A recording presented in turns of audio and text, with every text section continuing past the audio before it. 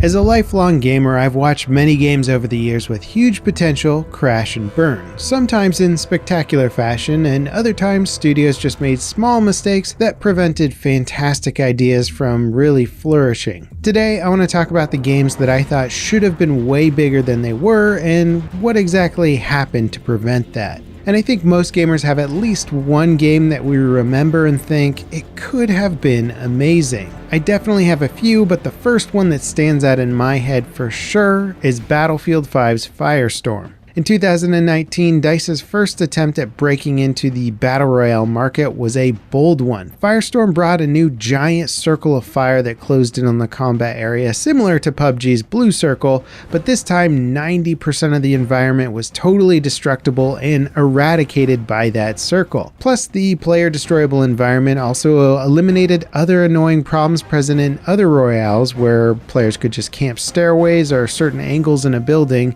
Now players had the option to create their own entryways into buildings or just blow them up entirely. On top of which, the graphics were, and honestly still are, amazing. There was vehicle gameplay, long-range sniping and realistic bullet physics, a fun map, artillery strikes, and all kinds of crazy emergent moments.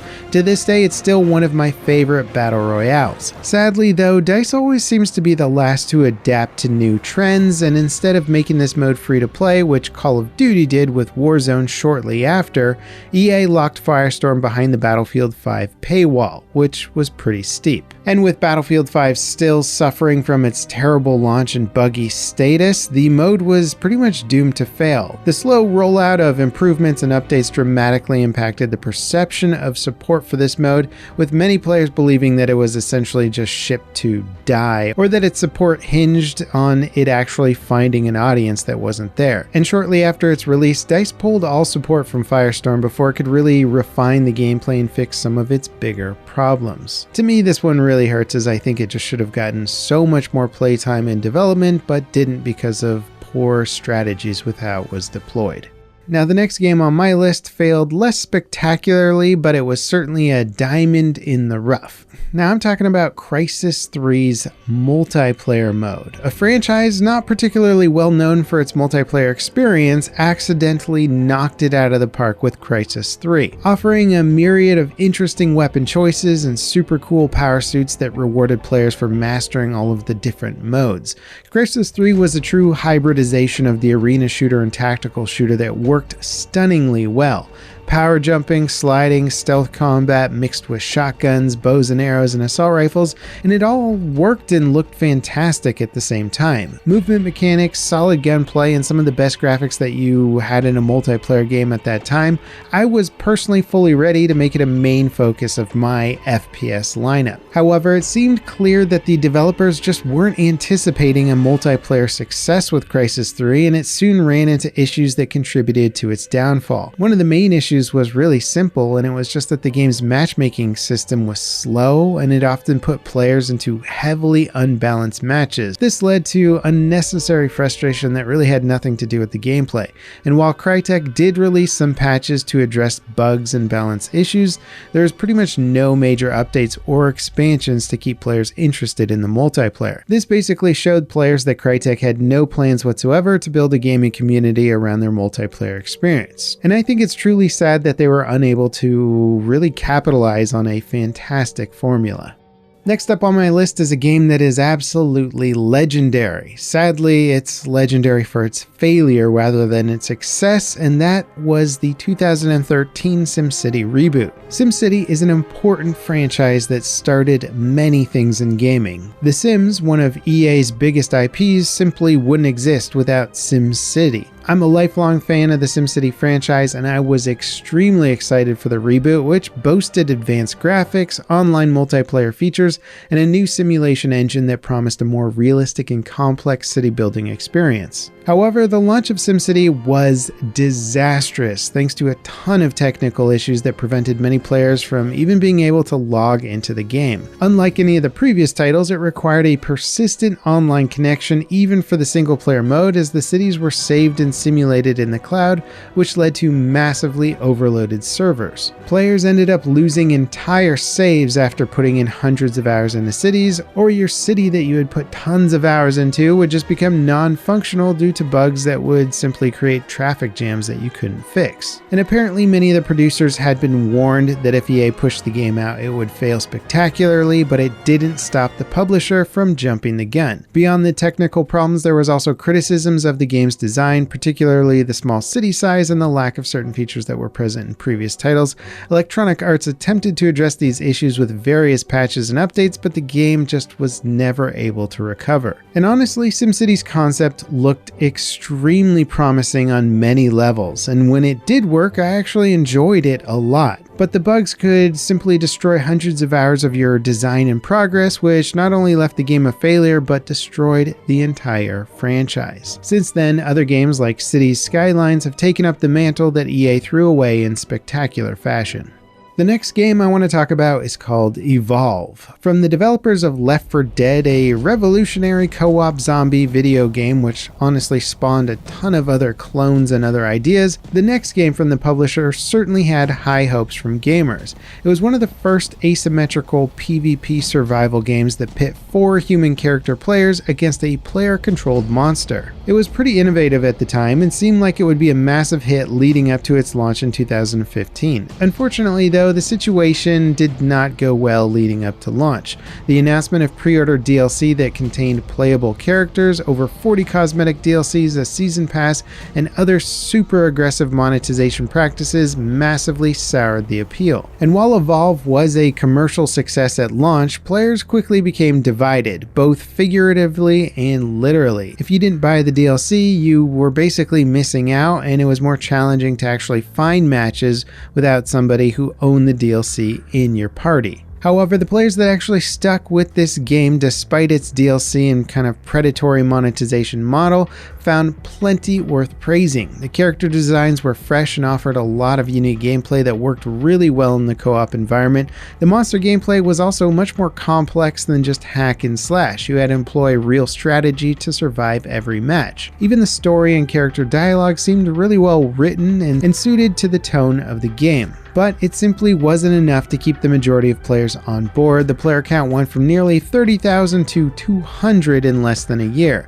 In 2016, the devs scrambled to save the game by relaunching it as a free-to-play experience that revamped pretty much everything about it, including the overly aggressive monetization. Evolve Stage 2 again attracted a massive initial player base, but again went from about 50,000 concurrent players to a handful in just a few months. There's a lot more nuance and depth to Evolve's rise and fall that simply won't fit into this video, but ultimately was yet another case of a fantastic core experience that just got overshadowed by external factors. Still, Evolve has left a really strong impression on many players that were able to enjoy it. The game still has a loyal community of fans who love the concept and gameplay. They've been trying to keep Evolve alive following the shutdown of official servers in 2018 by hosting private matches using peer-to-peer connections or modding tools.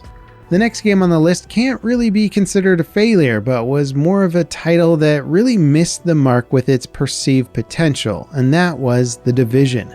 Most gamers remember watching The Division's gameplay reveal trailer for the first time and thinking, well, there's no way that Ubisoft is actually going to be able to make a game that looks this good. But amazingly, the final product looked incredibly similar to that trailer. However, the marketing for the game was also very misleading. Many players were expecting something far more tactical and realistic, but what they got was more of a traditional action RPG approach to the otherwise dark and gritty world. Many of the AI enemies were simply bullet sponges, which felt very awkward when engaging them with modern realistic weaponry. You could improve your damage per second in the game by finding clothing items and other accessories that raised your power level. The general game mechanics felt very misaligned with the dark Tom Clancy theme. And then of course there was also rampant cheating. Despite a major effort by the developers to revamp the core gameplay for a slightly more tactical feel, The Division suffered an epidemic of hackers that ran rampant through the virtual streets of New York City. The PvP Dark Zone quickly evolved into an imbalanced hacking paradise, with Ubisoft clearly not ready to deal with anti-cheat solutions. It was almost guaranteed that you would either get ganked by players with better gear and no means of escape, or simply wiped out by a cheater pretty much every time you stepped foot in the Dark Zone. So while many players approached the Dark Zone with the hopes that it might be a more skill-based and tactical experience, it ended up being comically broken and massively imbalanced in most regards. Now, arguably, The Division wasn't a bad game at its core, but the theme and marketing played havoc with the expectation. Many players were expecting the Dark Zone to be something a lot more like what Escape from Tarkov ultimately became. Ubisoft took an amazing engine, fantastic visuals, a great story, and cool gameplay idea and bogged it down with very weird gameplay mechanics few people were expecting to see in a tactical shooter. And while the game was still a financial success and went on to make a sequel, it simply never achieved the heights that many players were expecting, myself included. Next up is a game that was designed to pretty much revive the arena shooter. It was called Lawbreakers, and it was a fast-paced multiplayer first-person shooter featuring gravity manipulation and wild character abilities. The game's development was led by none other than Cliff Bleszinski, one of the lead creators of the Unreal Tournament games and the popular Gears of War franchise, and thus was highly anticipated due to his involvement. Now, I was invited to play the game early with a bunch of other content creators, and it became clear immediately to pretty much all of us that the game, despite it being really fun, just wasn't going to work at the relatively steep price point for such a small multiplayer experience. Even at $30, it was asking a lot given the insane Overwatch craze and PUBG success that was going on right when the game launched. Most of the early feedback I was hearing and agreed with was that it just felt like it should have been a free-to-play game, as there simply was going to be no other way for the game to compete with some of the other juggernauts in the market. And despite the positive reviews from players and critics, Lawbreakers just failed to attract a significant player base, and the game's player count dwindled very quickly after release. And while the developers attempted to address the issue by offering free weekends and price cuts, they ultimately never had a plan to make the game free to play, and it simply failed. Shortly after, Boss Key Productions announced that they would be ceasing development entirely. The rise and fall of Lawbreakers is often cited as an example of the difficulty of breaking into the multiplayer shooter market and the importance of finding the right price point and timing for a game's release. Despite a few flaws with the game, I feel like its innovation and fun factor deserved a much bigger audience, which it never received. Now, the final game I want to talk about today is one that is responsible for EA's most profitable game ever, but on its own never really achieved the deserved level of respect, and that's Titanfall 2. Following the highly praised Titanfall 1, the sequel added a single-player campaign that honestly is some of Respawn's finest storytelling to date. At launch, it was praised for its level design, storytelling, and gameplay mechanics, plus the campaign also laid the groundwork for Apex Legends. It established the in-world Apex games and even had an entire mission dedicated to the factory where the Battle Royale arenas were made. The multiplayer mode was also well received. It refined everything from the original game to be a bit more balanced and fully featured. There were more guns, better pilot abilities, a much more in-depth and robust Titan customization system, and even the maps felt better suited to the mixed combat system, giving both pilots and mechs solid combat spaces. However, despite its positive reviews, Titanfall 2 struggled to find a large player base. Many people put the blame on EA's choice of launch date, which sandwiched the game between Battlefield 1 and Call of Duty Infinite Warfare. And while I believe that to be without question a major factor in the overall sales, I also believe that the style of combat was a bit too niche for the size of audience that EA was looking to capture. So likely the budget and plans for the game exceeded the number of players that were actually looking for a very high-skill sci-fi shooter despite its incredible design. Often, games with extremely high skill ceilings do a lot better with a much lower price for entry as well. Sadly, things got even more grim for the Titanfall franchise in the last few years as hackers have taken over many of the game's servers. It's actually kind of a wild situation in that there was a large organized hacking effort to actually hurt both games, and also that Respawn kind of just threw in the towel in terms of keeping the games playable. A tragic end for a game that really pushed the envelope of what's possible in an FPS. Anyway, there's plenty of other games that could have or should have been a lot bigger than they were. These are the ones that really stand out for me the most. I'd be curious to hear what games you would have on your list and why. I've always found it super interesting to analyze the game market, especially when it has to do with game failure due to reasons that could have been avoided or singular decisions that prevented them from greatness. Next up, check out this video on what killed an entire gaming genre. I find it to be pretty interesting and a deep dive into a whole era of video games that many players might have missed. As always, thanks for watching, and I'll catch you next time. This is Level Cap, signing off.